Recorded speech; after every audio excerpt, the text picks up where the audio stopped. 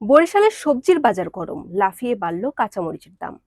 দীর্ঘদিন ধরে নিত্যপণ্য, কাঁচা বাজার, মাছ মাংস, এমনকি মশলাজাত পণ্যের দাম হাঁসফাঁস অবস্থা সাধারণ মানুষের। বাজারে সরবরাহে খুব একটা ঘাটতি না থাকলেও বেশিরভাগ পণ্যের দাম ঊর্ধ্বমুখী। সপ্তাহের ব্যবধানে দাম বেড়ে যাচ্ছে বিভিন্ন সবজির।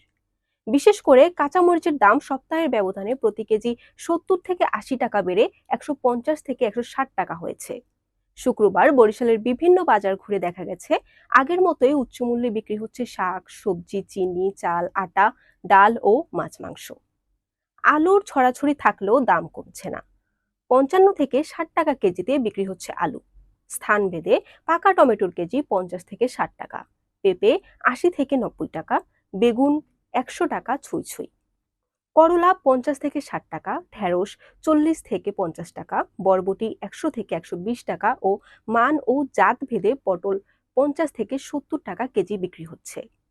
স্থান ও মান ভেদে কাঁচামরিচ 150 থেকে 160 টাকায় বিক্রি হচ্ছে। বাজারে প্রতি কেজি পেঁয়াজ মান ভেদে বিক্রি হচ্ছে 70 থেকে 80 টাকায়।